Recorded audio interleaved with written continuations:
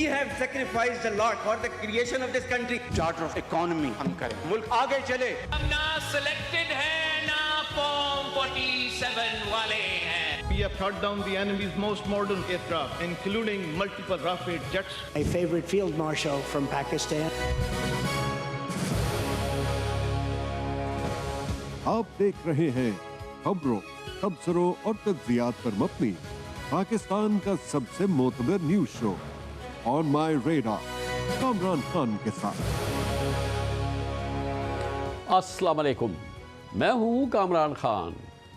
پاکستان کی اکانومی اس وقت ایک نازک موڑ پہ کھڑی ہے اور موڑ پہ ہی کھڑا ہے بجٹ جو کہ اب تیار ہو چکا ہے. ایک طرف IMF پروگرام کے تحت حاصل ہونے والی سٹیبلٹی کو برقرار رکھنا حکومت کی مجبوری ہے، تو دوسری جانب بزنس کمیونٹی کا موقف ہے کہ صرف سٹیبلٹی سے اکانومی آگے نہیں بڑھ سکتی. بزنس لیڈرز کا کہنا ہے کہ اگر ٹیکسز کم ہوں گے، کاسٹ آف ڈوئنگ بزنس میں کمی آئے گی اور پرائیویٹ سیکٹر کو سازگار ماحول ملے گا تبھی انویسٹمنٹ بڑھے گی، انڈسٹریل ایکسپینشن ہوگی، ایکسپورٹس میں اضافہ ہوگا اور پاکستان کی اکانومی زیادہ تیزی سے گرو کر سکے گی. اسی بیک گراؤنڈ میں پرائم منسٹر شہباز شریف اور ملک کے چوٹی کے بزنس لیڈرشپ کے درمیان منگل کی شب ایک بہت دلچسپ مکالمہ ہوا. پرائم منسٹر نے اپنی مجبوریاں بیان کی، نرم گرم سوال و جواب کا ایک بھرپور سیشن ہوا.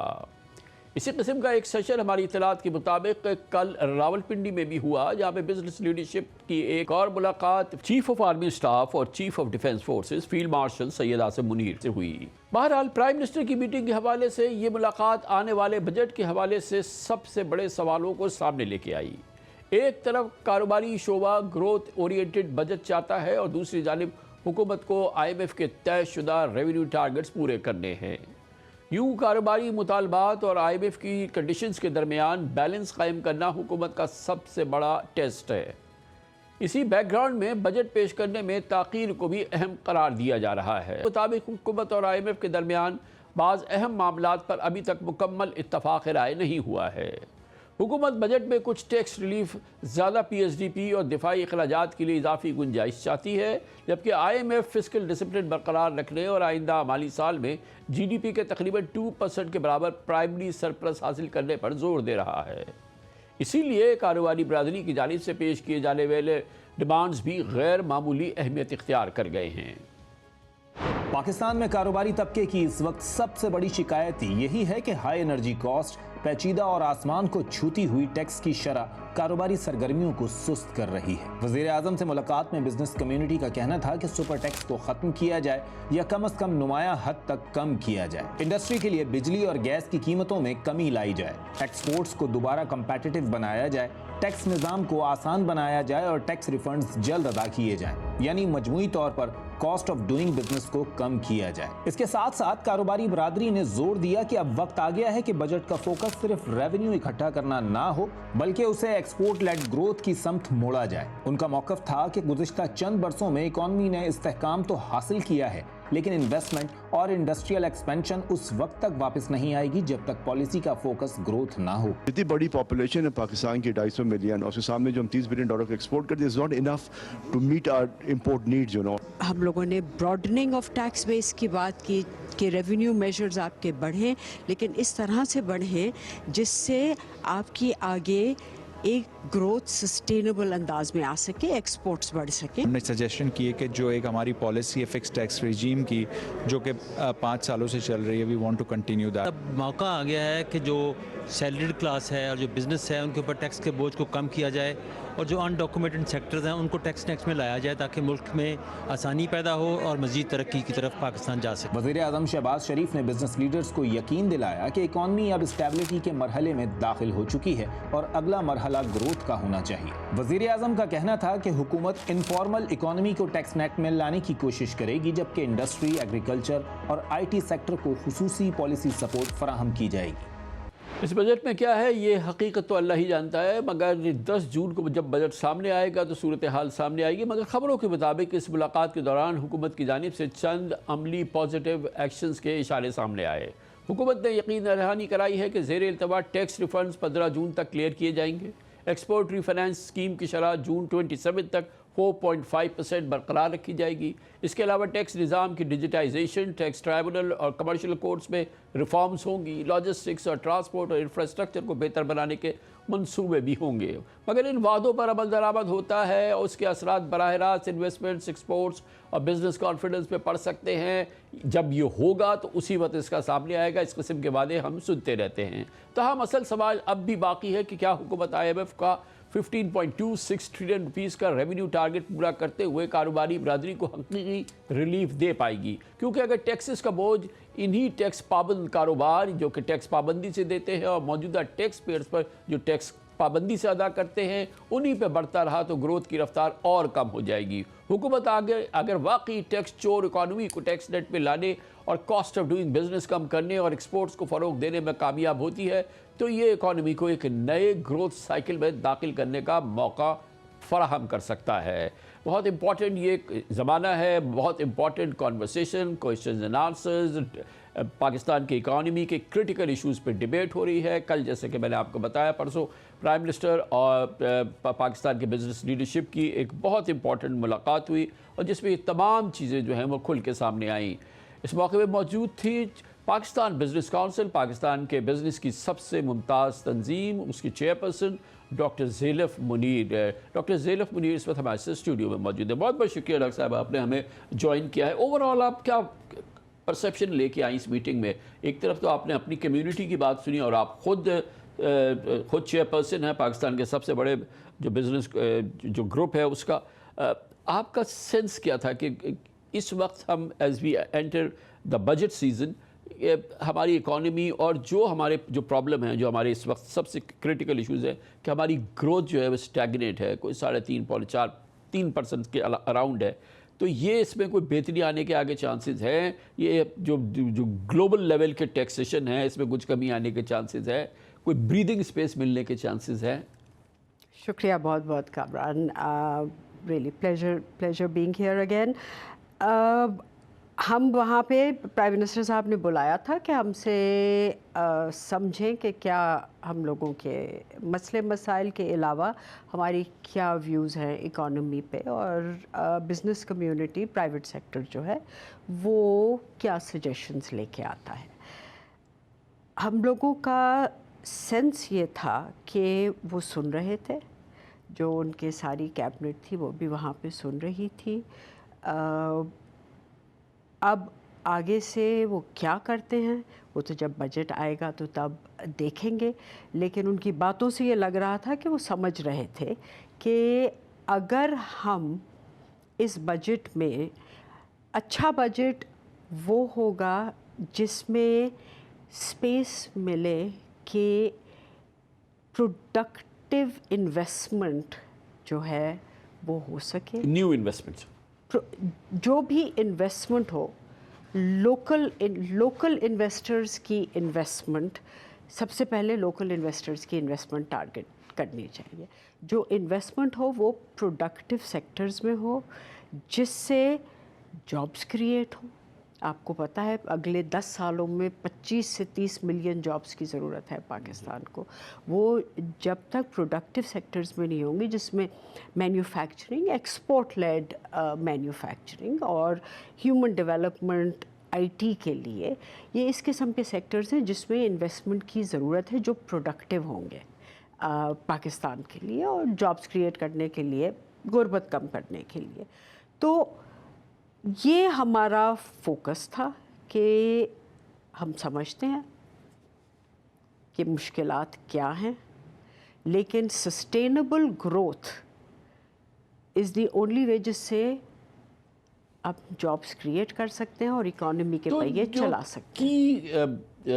جو ایشوز ہیں جو کہ آبویسلی ہم جیسے لوگوں کو، آپ کو، گورنمنٹ کو اچھی طرح سے پتہ ہے کہ اس وقت جو فنڈامنٹل ایشوز کیا ہیں، جو سب سے بڑی امپیڈیمنٹ ہے آپ جو فرما رہی ہیں کہ وہ نہیں ہو رہا، ہو تو نہیں رہا نا وہ ایکچولی، اگر آپ لوکل انویسٹمنٹ دیکھیں، FDI دیکھیں، تمام صورتحال دیکھیں تو اسی لیے جابس کریٹ نہیں ہو رہی کیونکہ اکانومی گرو نہیں کر رہی ہے، اور وہ جو ہماری GDP ہے وہ اس انداز سے نہیں بڑھ رہی ہے، بڑی اسٹیگنیٹ ہوئی ہے۔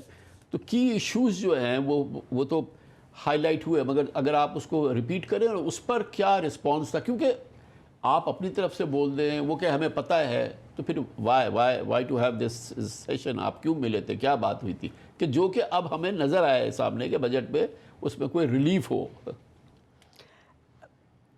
میکرو سٹیبلائزیشن کچھ سالوں سے جو پاکستان کا جو سب سے بڑا مسئلہ تھا وہ میکرو سٹیبلائزیشن تھا، اور وہ ہم بھی سمجھتے ہیں کیونکہ اسٹیبلٹی آنا ضروری تھا کہ جو ہماری انفلیشن کا حال تھا، جو ریزروز کا حال تھا، جو آپ کی ڈیفیسٹس کا حال تھا، تو وہ میکرو سٹیبلائزیشن کا آنا ضروری تھا۔ اب اس کو اپرچونٹیز میں کیسے کنورٹ کرنا ہے، کریٹ کرنا ہے، بات اس کی ہو رہی تھی، جس پہ جو سینس مل رہا تھا ہم کو، وہ یہی سینس مل رہا تھا کہ وہ ایکسپورٹ لیڈ گروتھ میں فیسیلیٹیٹ کرنا چاہتے ہیں۔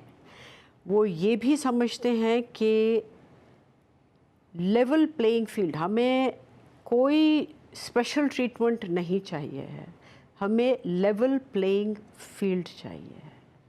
اس لیول پلینگ فیلڈ کے لیے براڈننگ آف دا ٹیکس بیس بہت امپورٹنٹ ہے۔ تو دیکھنے کی بات یہ ہوگی کہ وہ کون سے میجرز لیے جا رہے ہیں جس سے براڈننگ آف ٹیکس بیس ہو رہا ہے۔ جب آپ یہ کہہ رہی ہیں کہ براڈننگ آف ٹیکس بیس، اس کا ڈیفینیٹلی مطلب یہ ہے، اب آبویسلی یہ فرما رہی ہے کہ جو انڈاکیومنٹڈ اکانومی ہے، جو کیش اکانومی ہے، جو ریکارڈ پہ اکانومی نہیں آ رہی، جس کا سائز جو ہے وہ if not more than the equal than the documented economy، 40% تو کم از کم ہے، تو وہ 11 to 12 ٹریلین کیش۔ تو ڈاکٹر صاحبہ یہ بات تو پچھلے بجٹ پہ بھی ہوئی تھی، اس سے پچھلے بجٹ پہ بھی ہوئی تھی، پاکستان بزنس کاؤنسل نے اور پورے پاکستان نے وہ بات کی تھی۔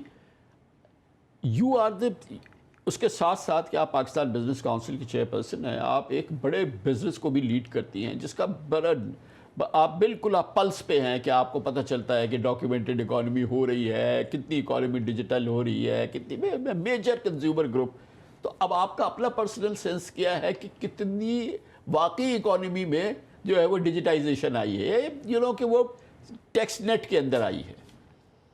ہمارے پاس ٹولز ہیں، میں کہوں گی حکومت کے پاس ٹولز ہیں، اور ہم سن بھی یہی رہے ہیں جیسے آپ بات کر رہے ہیں کہ جی اب ہم جو ہیں براڈننگ آف بیس کی بات کر رہے ہیں۔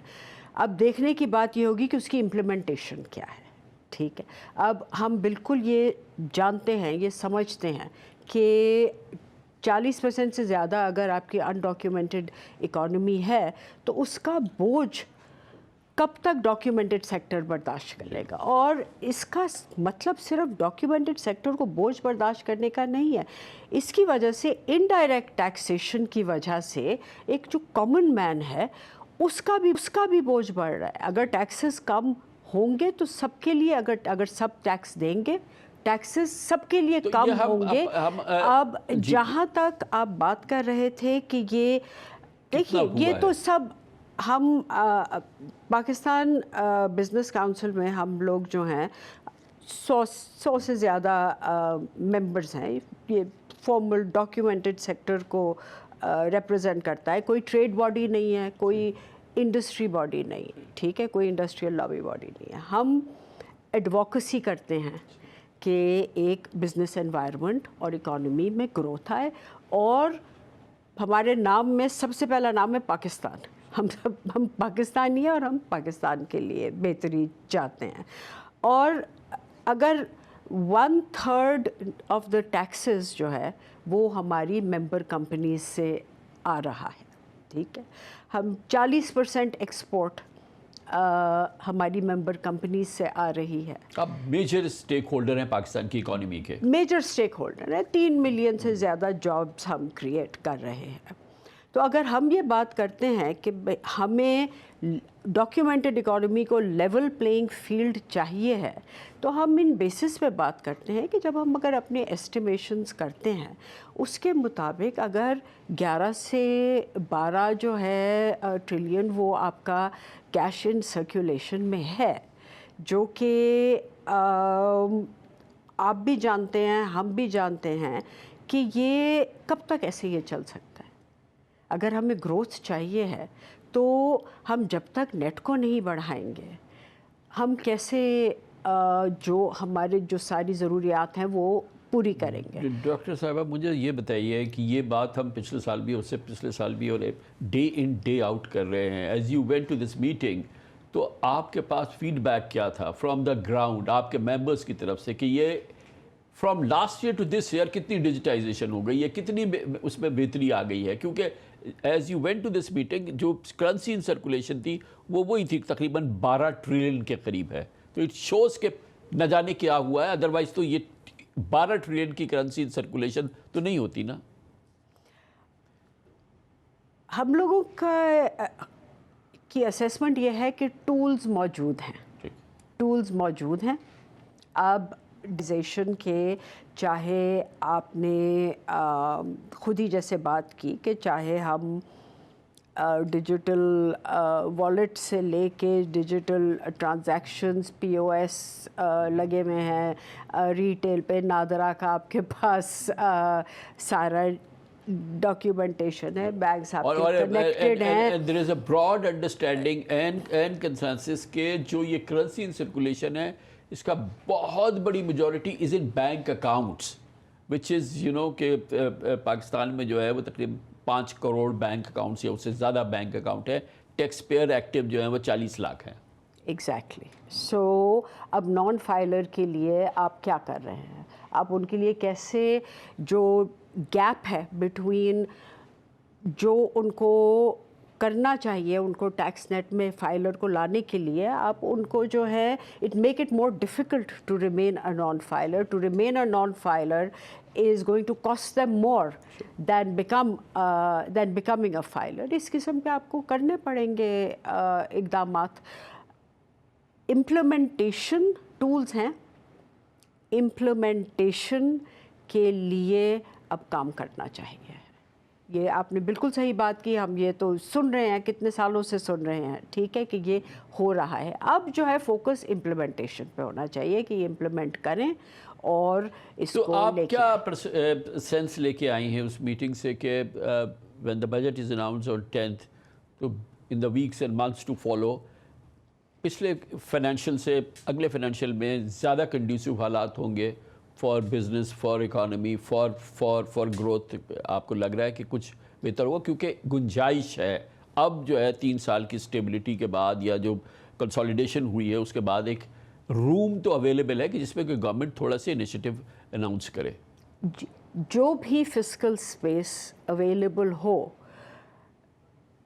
بجٹ کا امتحان یہ ہوگا کہ اس فسکل سپیس کے ساتھ کیا کر رہے ہیں, کیا ڈائریکشن دکھا رہے ہیں, ٹھیک ہے, اور کنسسٹنسی ان پالیسی کیا رہے گی اور اس کی آپ کیا ڈائریکشن دے رہے ہیں. کیونکہ یہ تو آپ کب سے جو ہے کور کر رہے ہیں بزنس کو, بہت اچھی طرح آپ بھی جانتے ہیں کامران بھائی کہ جب تک کنسسٹنسی نہیں ہوگی پالیسی میں انویسٹمنٹس کیسے ہوں گی. انویسٹمنٹ ڈیسیجن انسان ایک سال کے لیے تو نہیں لے رہا ہوتا, تو کنسسٹنسی ان پالیسی ہوگی. تو فسکل سپیس جو بھی ملتی ہے اس کے ساتھ آپ کون سی ایسی ڈائریکشن دیتے ہیں جس سے انویسٹمنٹس جو ہیں وہ انکریج ہوں, اور انویسٹمنٹس پروڈکٹیو سیکٹرز میں, ٹھیک ہے, انویسٹمنٹس نان پروڈکٹیو سیکٹرز میں نہیں, جہاں سے نہ جابس کریٹ ہوتی ہیں اور جہاں سے نہ آپ کی ڈاکیومنٹیشن آف دی اکانومی میں اضافہ ہوتا ہے. تو اسی لیے ہم بات ہمیشہ یہی کرتے ہیں کہ جو مینوفیکچرنگ, ایکسپورٹ اورینٹڈ مینوفیکچرنگ بہت ضروری ہے ملک کے لیے. اور ہم لوگوں کو جو ایریاز ہیں جو کہ ہم جانتے ہیں کہ جو جہاں پہ ضرورت ہے, ابھی ہمارا جو ایگریکلچر ہے وہ 20% ہے, 24% ہے, اوور 20% ہے اکانومی کا, اور 1% ہے صرف اس کا, 0.5% ہے آپ کہہ رہے ہیں, ٹھیک ہے, تو 0.5% ہے ٹیکسیشن کا, ٹھیک ہے. تو اور آپ یہ بھی جانتے ہیں سروسز سیکٹر میں جس میں ریٹیل ہول سیل جو ہے وہ اس کا کافی بڑا ہاتھ ہے، جو 60% ہے، وہ بھی ان کی بھی کنٹریبیوشن کتنی 29% ہوتی ہے. تو دیٹ از سم تھنگ. ہم سب، آپ لوگ، ہم سب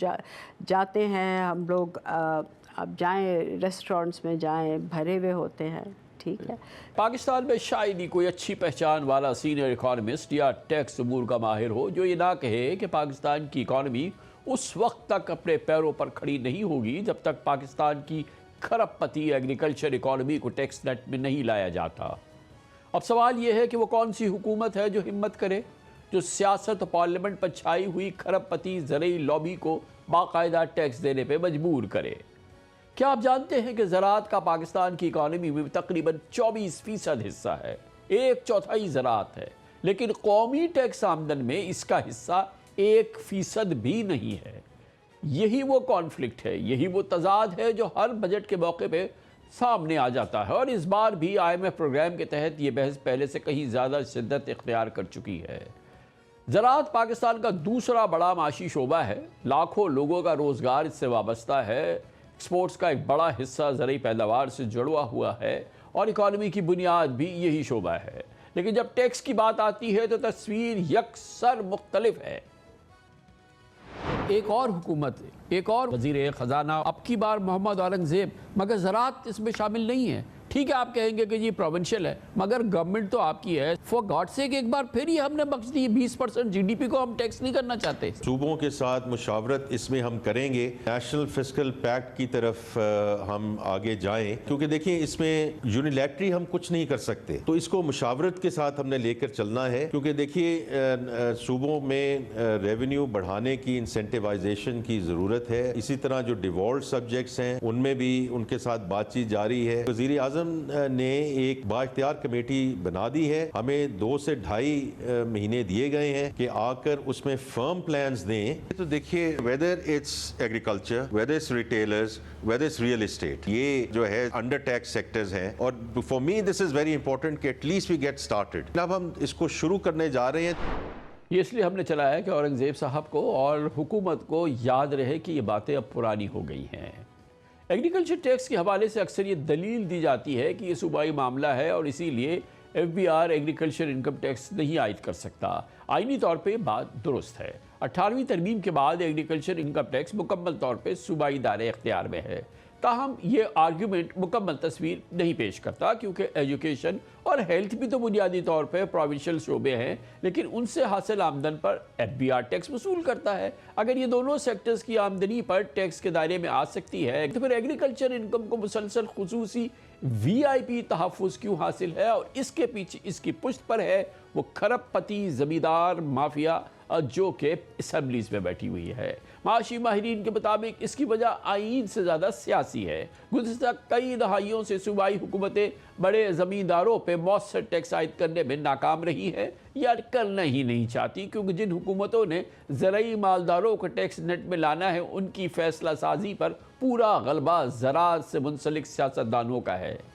ہم ایگریکلچر انکم کو ٹیکس نہیں کر سکتے، حالانکہ وہاں پہ کافی لوگ ہیں جو بگ لینڈ لارڈس ہیں. ہمارے ملک میں ہمیشہ یہ رہا ہے کہ you impose tax on people who are paying taxes, you don't go after those who are not paying taxes. جب ہم نان ٹیکس پیئر کے پیچھے پڑتے ہیں تو اس میں بہت ہی ویسٹڈ انٹرسٹ بھی انوالوڈ ہے. 25% آپ کا ایگریکلچر سیکٹر ہے، اس کا ٹیکس ٹو GDP ریشیو 1% بھی نہیں ہے. کیوں نہیں کوئی گورنمنٹ، کیوں نہیں فیٹ اپ، کیوں نہیں مارشل لا کی بھی گورنمنٹس آئیں، ہر گورنمنٹ آئی، اس سیکٹر کو کیوں نہیں پوچھتی؟ پروونسز کیوں نہیں کہتے کہ یہ 1% ٹیکس ٹو GDP ریشیو ہے، پورا پاکستان اگر ٹیکس دے رہا ہے تو یہ جو سیکٹر ہے یہ کیوں نہیں کنٹریبیوٹ کر رہا؟ کسی کو حیرت نہیں ہونی چاہیے کہ IMF بھی ایگریکلچر سیکٹر کو پاکستان کا سب سے زیادہ انڈر ٹیکسڈ شعبہ قرار دیتا ہے. IMF کے مطابق زراعت ملک کی اکانومی کا تقریباً 24.6% حصہ پیدا کرتی ہے، لیکن اس پر ٹیکس شرح صرف 0.3% ہے. یعنی اکانومی میں بڑا کردار ادا کرنے کے باوجود اس کا حصہ قومی خزانے میں آٹے میں نمک کے برابر ہے. اعداد و شمار سے اس گیپ کا اندازہ لگایا جا سکتا ہے. مالی سال 2024 میں صوبوں کو ایگریکلچر انکم پر تقریباً 880 ارب روپے ٹیکس وصول کرنا چاہیے تھا. लेकिन सिर्फ 10 अरब रुपए वसूल किए, यानी जो रकम मुमकिना तौर पे वसूल हो सकती थी उसका मामूली सा हिस्सा ही कौमी खजाने तक पहुंचा। इसी बैकग्राउंड में IMF ने पाकिस्तान के इकनॉमिक प्रोग्राम में एग्रीकल्चर टैक्स रिफॉर्म्स को मरकजी अहमियत दी है। सूबों से कहा गया है कि वो एग्रीकल्चर इनकम पर टैक्स रेट्स को कॉर्पोरेट टैक्सेशन के करीब लाएं और बड़े ज़मींदारों के लिए मौजूद एग्जेम्पशंस को महदूद कर दें। IMF की अपनी रिपोर्ट में कहा गया है कि इम्प्लीमेंटेशन डिलेज और इन्फोर्समेंट चैलेंजेस इस शोबे में सबसे बड़ी रुकावट बने हुए हैं। यही वजह है कि हुकूमत मौजूदा माली साल में एग्रीकल्चर सेक्टर से सिर्फ 4 अरब रुपए इजाफी टैक्स वसूली का तखमीना लगा रही है, जबकि इसी अरसे में मैन्युफैक्चरिंग सेक्टर से तकरीबन 4,500 अरब रुपए टैक्स हासिल होने की तवक्को कर रही है। अब सवाल यह है कि क्या आने वाला बजट पाकिस्तान के सबसे बड़े अंडर टैक्स सेक्टर को टैक्स नेट में लाने की तरफ कोई अमली पेशरफ्त करेगा या उन्हीं को दबाया जाएगा, उन्हीं को निचोड़ा जाएगा जो इस टैक्स निज़ाम के टैक्स पाबंद शहरी हैं। इस मौजू पर बात करते हैं और इसके लिए हमें ज्वाइन कर रहे हैं पाकिस्तान में टैक्स उमूर के और माशी उमूर के मुमताज़ मुस्तनद माहिर डॉक्टर इकरामुल हक हमारे साथ मौजूद हैं। एग्रीकल्चरस को रिप्रेजेंट करेंगे सदर सिंध आबादगार बोर्ड, बड़े प्रोमिनेंट एग्रीकल्चरिस्ट हैं मोहतरम महमूद नवाज शाह साहब हमारे साथ मौजूद। डॉक्टर साहब, आप पहले फरमाइएगा, ये अनबिलीवेबल सिचुएशन है, 900 अरब की अगर आमदन है तो आपको सिर्फ 3 अरब रुपए वो टैक्स दे रहे हैं। अगर आप 800 अरब का तखमीना लगा रहे हैं तो आप उनसे सिर्फ 10 अरब रुपए टैक्स ले रहे हैं। किस तरह से मुल्क सर्वाइव कर सकता है, किस तरह से इकॉनमी सर्वाइव कर सकती है, और क्यों हम रोना रोते हैं कि जो पाकिस्तान का जो डॉक्यूमेंटेड सेक्टर है उसका कीमा निकाल दिया गया है और जो टैक्स चोरों का निज़ाम है पूरा का पूरा, तो उसके वारे न्यारे हैं। क्या वजह है कि एक क्लोसल फेलियर है? एक तो अब डिजिटाइजेशन नहीं कर पा रहे, उसको मैं बिल्कुल अलग रखूँगा, लेकिन ये एग्रीकल्चरिस्ट जो हैं, ये एग्रीकल्चर इकानमी का जो मामला है, इस पर बात कीजिए डॉक्टर साहब। बहुत शुक्रिया कामरान साहब। देखिए 1935 इंडियन एक्ट था, उसमें भी ज़राअत की जो आमदनी थी वो सूबों के पास थी। अंग्रेज़ों ने चूँकि यहाँ कॉलोनाइजेशन के बाद जगीरें पैदा की, अपने वफादार पैदा किए और कभी उन पर टैक्स नहीं लगाया।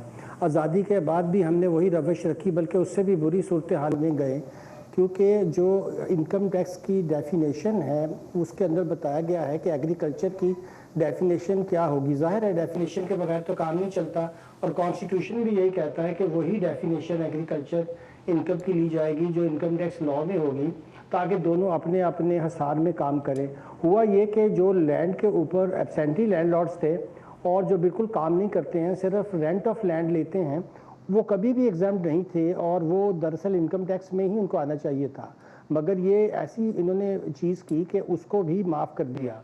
उसके बाद देखिए कामरान साहब के जो इस डेफिनेशन है वो फसलों की बात करती है या उस ज़मीन के रेंट की बात करती है जिससे फसलों के लिए काम लिया जाता है। मगर हैचरी को, जो हमारी पोल्ट्री है, हमारी कैटल फार्मिंग है और जो फिशरी है, सारी आइटम्स जो हैं ये FBR के परव्यू में आती हैं।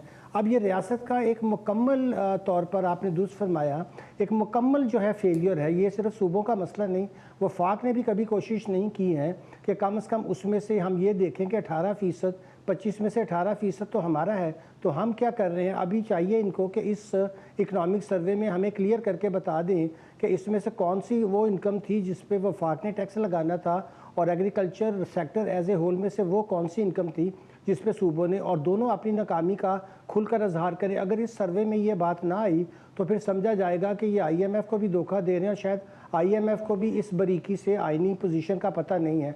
मैं आपके साथ बड़े वसूख से कह सकता हूं कि दरअसल दोनों ही इनको टैक्स नहीं करना चाहते, क्योंकि जो लोग सेनेट में बैठे हों, चाहे कौमी असम्बली में बैठे हों, चाहे प्रोविंशियल असम्बलीज में बैठे हों, वही पोलिटिकल अपॉइंटमेंट्स करवाते हैं लोगों की, और फिर ये उन्हीं के मफादात का जो है वो तहफ़्फ़ुज़ करते हैं। शाह साहब फरमाइएगा, एग्रीकल्चरिस्ट का क्या पोजीशन है? क्योंकि देखिए पाकिस्तान में कोई मुनफियत का काम ऐसा नहीं है कि जो कि टैक्स की क़ैद से आज़ाद हो, और अगर कहीं पर भी कोई टैक्स बचा ले या टैक्स में उसको कम देना पड़े तो उसके तो वारे न्यारे हैं। किसी भी इकॉनमी में अगर आपको टैक्स नहीं देना है तो वारे न्यारे हैं। ये इतना बड़ा सेक्टर, 1/4 1/4 ऑफ द इकॉनमी, और आधा % भी टैक्स नहीं दे रहा, तो ये कैसे, मतलब मुल्क कैसे चलेगा? और क्यों ना इनको जो है वो एक प्रॉपर एट पार जो है वो उनको टैक्सेशन पे मजबूर किया जाए? देखिए जी, सबसे पहली बात ज़राअत को थोड़ा सा समझने की बहुत ज़रूरत है। अभी आपने कहा کہ دیکھیں زراعت کی $70 بلین کے ورتھ کی کنٹریبیوشن ہے جی ڈی پی وائز، لیکن اس کا 50% جو ہے، برادر 50% بھی نہیں، 60% اس کا اس وقت لائف سٹاک کے قریب ہے۔ جو 2025 کا سینسس آیا ہے اس میں 96% جو فارمرز ہیں وہ چھوٹے فارمرز ہیں جن کی زمین جو ہے 25 ایکڑ سے کم کی ہے، باقی بچ گئے 4.5 لاکھ زمیندار ہیں جن کو آپ کہہ سکتے ہیں کہ یہ جس طرح سے بھی آپ ان کو نیم کالنگ کر سکیں، that is perfectly all right. لیکن ساتھوں ساتھ یہ بھی نظر آتی ہے کہ جی ڈی پی میں contribution is not profit. For example اگر 29 ملین ٹن گندم پیدا ہوئی تو ساتھوں ساتھ یہ بھی تو سرکار نے کہا کہ 4,000 روپے والی گندم جو 2023 میں تھی وہ 2025 میں کاشتکاروں نے 1,800 اور 2,000 کی بیچی، وچ از دا لارجسٹ گرون کراپ۔ 2025 کا سال جو آپ کا اینڈ ہوا ہے، یہ میرے فگرز نہیں، یہ سرکار کے اپنے فگرز ہیں، perhaps the worst in last 15 years. نہ صرف یہ کہ پروڈکشن کم ہوئی ہے بلکہ ان ساروں کے ریٹس علاوہ شوگر کین کے جو سیم رہے ہیں باقیوں کے ریٹس ڈکلائن کیے ہیں۔ تو یہ ایک آپ کو جنرل پکچر اس طرح سے نظر آئے گی کہ پرہیپس ہمارے پاس زراعت کے اوپر جو گفتگو ہوتی ہے کہ کوئی اتنا بڑا صاحب اس میں تھوڑا سا اس کو میں اور آپ کو ایکسپینڈ کروں کہ اب ایک تو پروڈیوس ہو گئی، اب یہ پروڈیوس نکلی وہ منڈیوں میں پہنچ گئی، منڈیوں کا پورا ایک نیٹ ورک ہے پورے پاکستان کے اندر جو کہ آبویسلی بلینز آف ڈالرز کا نیٹ ورک ہے، اور وہ آڑتی پورا ایک نظام ہے جس کے تحت چلتا ہے۔ یہ تو آپ کو پتہ ہے نا کہ یہ جو پروڈیوس یہاں ایگریکلچر سے شروع ہوئی، جو جس کو جا کے کسان نے وہاں بیچا، پھر کسان سے وہ وہاں سے جو ہے وہ پوری پاکستان میں اب وہ تقسیم ہوتی ہے، وہاں کا پورا نظام کیش بیسڈ ہے نا۔ تو یہ جو کیش کا نظام ہے، آؤٹ آف بک نظام ہے، انڈاکیومنٹڈ نظام ہے، یہی بنیاد ہے کہ ایگریکلچر کا جو کنٹریبیوشن ہے ان دا ٹیکسیشن 0.5% ہے، وہ بھی پتہ نہیں کیوں ہے۔ نہیں خان صاحب دیکھیں، آپ اگر اینالائز کر رہے ہیں تو فیکٹس اور فگر سے کریں نا، آپ ٹھیک بالکل درست کہہ رہے ہیں کہ کیش بیسڈ اکانومی ہے، یہ بات بالکل درست ہے۔ ہم تو پوٹینشیل آف ٹیکسیشن کے اوپر ابھی بات کر رہے ہیں نا کہ پوٹینشیل کیا ہے۔ تو اگر اس نے آڑتی پہ بیچی، کیش پہ بیچی، بٹ کوائن پہ بیچی، لیکن بیچی تو 1,800 اور 2,000 میں اس نے گندم بیچی، 2,500 کی گندم بیچی نا۔ اگر اس نے جا کے بیچی دھان کی فصل جو آپ کی لارجسٹ ایکسپورٹڈ ایگریکلچر کموڈٹی ہے، وہ اگر 2 سال پہلے اس نے 4,500 کی بیچی تو بٹ کوائن میں اس نے 2,500 کی بیچی ہے۔ اور آپ کے ان پٹس کی پرائسز جو ہیں وہ آپ پیٹرول، فرٹیلائزرز پچھلے 2 سے 3 سال میں دیکھ لیں 50 سے 70% بڑھی ہے۔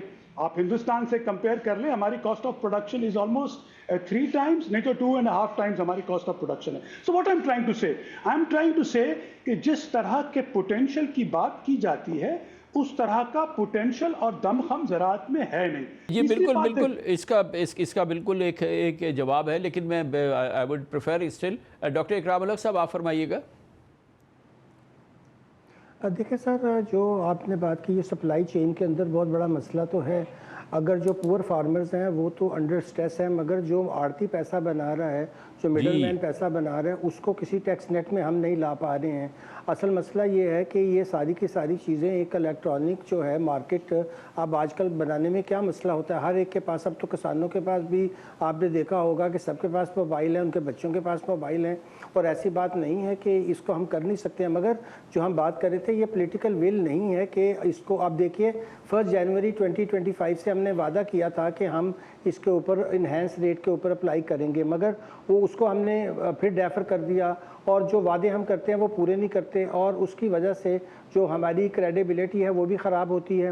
مسئلہ صرف یہ ہے کہ جو رینٹ آف دی لینڈ ہے، جو لوگ گھروں میں بیٹھ کر، بڑے بڑے شہروں میں بیٹھ کر اپنی زمینوں کے کرائے لے رہے ہیں، وہ تو وہ پور فارمر میں نہیں آتے نا، جو خود کلٹیویشن کر رہے ہیں، جو کلٹیویشن کر رہے ہیں اور جو پروڈکشن ملک کو دے رہے ہیں۔ ہمارا ان سے تو کوئی مسئلہ نہیں ہے، ہمارا مسئلہ تو ان بڑے بڑے جگیرداروں سے ہے جنہوں نے مرید بھی رکھے ہوئے ہیں، وہاں پہ خود پیر بھی بنے ہوئے ہیں، اور ان کو بھی کچھ ان کے مزاروں کی حالت بھی جا کر دیکھیں، اور وہ خود جو ہیں اس بہانے سے کہ جی ہم ایگریکلچر کرتے ہیں، کوئی ٹیکس نہیں دیتے ہیں۔ تو یہ تو کلیئر نظر آتا ہے کہ اگر آج آپ اپنے جتنے بھی آپ کے اسمبلیوں میں الیکٹڈ لوگ ہیں، اگر آپ ان کا گوشوارے نکال کے دیکھیں جو 2019 کے بعد شائع نہیں ہو رہی ڈائریکٹری، تو آپ کو صاف پتہ چلے گا کہ وہی سب سے زیادہ ایگریکلچر انکم ڈکلیئر کرتے تھے اور اس پہ ٹیکس بھی نہیں دیتے تھے، اور اس طرح ان کی ویلتھ بڑھتی گئی۔ اس طرح سے اور بہت سے ایسے لوگ ہیں جو پاورفل ہیں پالیٹکس میں، اور ان کی دولت بڑھتی جا رہی ہے مگر وہ ٹیکس نہیں. ہم کاشتکاروں کی تو بات ہی نہیں کر رہے ہیں, کاشتکار تو بیچارے مظلوم ہیں مگر یہ لوگ تو کاشتکاری نہیں کر رہے ہیں. جی شاہ صاحب دیکھیں نا, اس بیچارے کاشتکار کے نام پر یہ جو سب سے زیادہ اس کا جو بالکل حقدار ہے وہ تو اس کا تو کوئی بات ہی نہیں ہے. اصل تو وہ ہیں جو کہ اس کاشتکار سے hundreds of thousands of Times جو ہیں وہ ارن کر رہے ہیں, لیکن کوریج وہی حاصل کر رہے ہیں جو اس غریب کاشتکار کو حاصل ہے. ہمیں اس کوریج کو بریک کرنا ہے نا. دیکھیں ایک تو گزارش ہے کہ دیکھیں مفروضوں کے اوپر تو گفتگو ہو نہیں سکتی. اب آپ جیسے آڑتی کہہ رہے ہیں, مڈل مین کہہ رہے ہیں, کوئی بھی کمرشل آپریٹر ہو, ایگریگیٹر ہو, پروسیسر ہو, ٹھیک ہے, پچھلے 2 سالوں میں آپ دیکھ لیں, میں آپ کو فگرز کے ساتھ بتا دیتا ہوں. اگر 2000 روپے کی گندم تھی وہ دوبارہ کنزیومر نے آٹا 4000 اور پلس کا خریدا ہے. اس سال کی بات کر لیتے ہیں, اگر 3500 کی سرکار نے رکھی نا, اگر 3200 3300 کی بیچی تو یہ ایک 15 دن کے اندر ابھی 4400 روپے کی گندم ہے. This is not the farmer making money. اب آپ کہہ رہے ہیں کہ اگر آڑتی کما رہا ہے, پروسیسر کما رہا ہے, اس کا ایگریکلچر انکم سے کیا واسطہ ہے؟ وی ٹاکنگ اباؤٹ پیپل کہ جو اپنا کر رہا ہے. اگر کوئی رینٹ سیکنگ کر رہا ہے, دیکھیں رینٹ کہاں سے ڈرائیو ہوتا ہے؟ رینٹ ہوتا ہے جو پروڈکشن کرتا ہے اس میں سے ہوتا ہے. اگر اس کی پروڈکشن میں سے انکم کم ہوگی تو وہ کہاں سے رینٹ اتنا سیکھ کرے گا؟ پرہیپس آپ کو جو ویزیبلٹی ہے لوگوں کی, وہ ایسے لوگ ضرور ہوں گے جن کی 4-4 ہزار ایکڑ زمین ہوگی. اگر ان کو 20,000 روپے ایکڑ بھی مل رہا ہے تو آپ ملٹیپلائی کر لیں, it makes a sense for them. But ہم جنرل کانٹیکسٹ آف ایگریکلچر کی بات کر رہے ہیں. ہم بات کر رہے ہیں 1.25 کروڑ فارمر کی جو اس وقت اس ملک میں فارمنگ ہاؤس ہولڈز ہیں. کیا ان میں 300 ارب روپے کا پوٹینشیل ٹیکسیبل پوٹینشیل انکم ہے؟ میں تو ان نمبرز کی اور اس کی گفتگو کر رہا ہوں. اگر ہے تو بتا دیں. ہم تو 2012 میں سرکار کے ساتھ بیٹھے تھے کہ ایگریکلچر انکم اس لوئسٹ ٹیئر میں نہیں ہے, لیکن جب یہ پروڈیوس مارکیٹ میں آ جاتی ہے, جب یہ منڈی میں آ جاتی ہے, جب یہ آڑتی سے آ کے مارکیٹوں کی طرف آ جاتی ہے, تو وہ پوری سپلائی چین ہی آؤٹ آف ٹیکس ہے نا سر. وہ یہ تو نہیں ہے کہ وہ جو اس کے بعد والی جو ٹیئرز ہے وہ بھی کچھ نہیں فائدہ کر رہے ہیں, بس یہ سب چیریٹی پہ کام ہو رہا ہے پورا. یہ ایک علیحدہ بات ہے کہ اگر ایگریکلچر کے نام پہ کوئی 2 ایکڑ دکھا کے اور فائدہ لے رہا ہے, وہ ایک علیحدہ چیز ہے. ہم اس وقت بات یہ کر رہے ہیں کہ کیا زراعت میں یہ پوٹینشل ہے, but we understand the supply chain میں. دیکھیں اے ڈی بی کی اسٹڈی ہے 2019 کی, انہوں نے کہا کہ جو فارمر ہے اس کو 35 سے 40% ملتا ہے. 2019 کی میں آپ کو اسٹڈی کا ریفرنس دے رہا ہوں, ہمارے فیکٹس اینڈ فگر چھوڑ دیجیے آپ. بٹ دا پوائنٹ از کہ ایگریکلچر کے اوپر جو یہ گفتگو ہے ان مفروضوں کے اوپر, that is not leading any where. وہ کہیں پہ بھی نہیں جائے گی. آپ کو اس طرح کا ٹیکسیشن ڈاکٹر صاحب پرابلم یہ ہے کہ یہ تو اس وقت ہونا کہ جب پورا ڈیٹا آپ کے پاس ہو, جو ماڈرن طریقے ہیں اس کو اپلائی کیا جا سکے, جس سے کہ کوانٹیفائی کیا جا سکے. ڈاکٹر اکرام صاحب.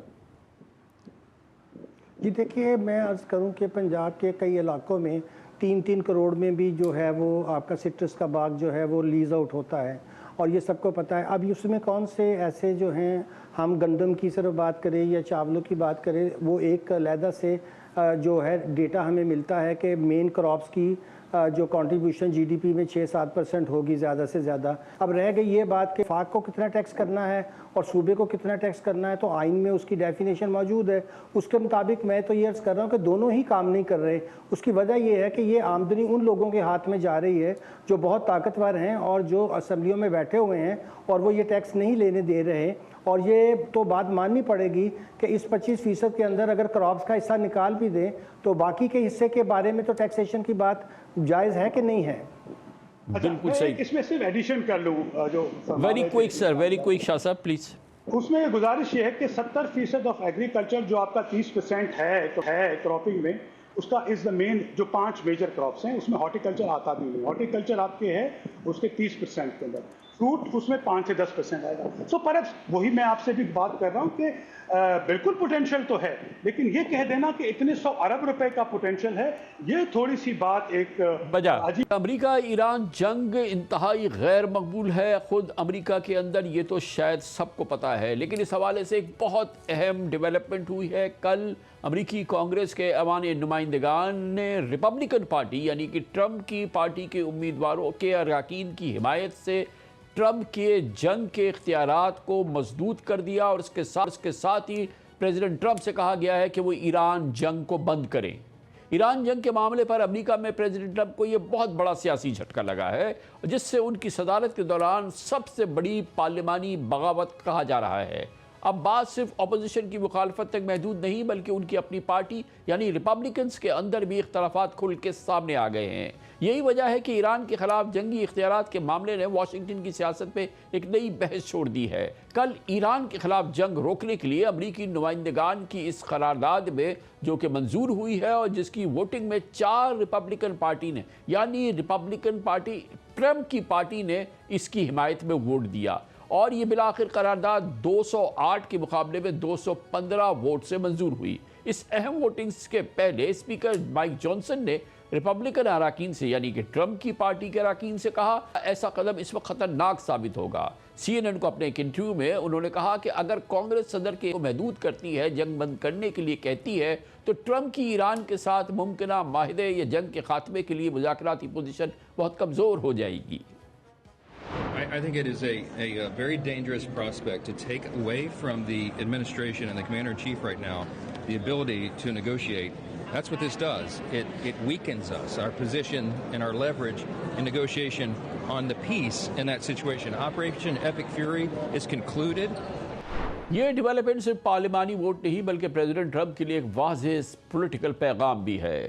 اس ریزولوشن کی منظوری کے بعد ٹرمپ نے سخت رد عمل دیتے ہوئے ٹروتھ سوشل پر لکھا کہ بدھ کو ایک بے معنی ووٹ میں 4 ریپبلکن اراکین اور تمام ڈیموکریٹس نے ان کے جنگی اختیارات محدود کرنے کی کوشش کی، وہ بھی ایک ایسے وقت جب ایران کے ساتھ مذاکرات فائنل فیز کے اندر ہیں۔ پریزیڈنٹ ٹرمپ نے سوال اٹھایا کہ ایسے نازک موقع پر ایسی غیر محب وطن حرکت کون کر سکتا ہے، جبکہ سب جانتے ہیں کہ مذاکرات کس مرحلے پہ پہنچ چکے ہیں۔ انہوں نے دعویٰ کیا کہ یہ اقدام نہ صرف ان کی مذاکراتی پوزیشن کو کمزور کر سکتا ہے بلکہ امریکہ کے انٹرسٹ کو بھی نقصان پہنچائے گا۔ ٹرمپ نے قرارداد کے حق میں ووٹ دینے والے 4 ریپبلکن اراکین کو شدید تنقید کا نشانہ بناتے ہوئے کہا انہیں اپنے طرز عمل پہ شرم آنی چاہیے۔ بہرحال اگر یہ قرارداد سینٹ سے بھی منظور ہو جاتی ہے، جہاں 100 میں سے تقریباً 50 سینیٹر اس کی حمایت کرتے دکھائی دے رہے ہیں، تو پریزیڈنٹ ٹرمپ کو یا تو ایران کے خلاف امریکی فوجی کارروائی فوراً بند کرنی ہوگی یا پھر جنگ جاری رکھنے کے لیے کانگریس کی باقاعدہ منظوری حاصل کرنی ہوگی۔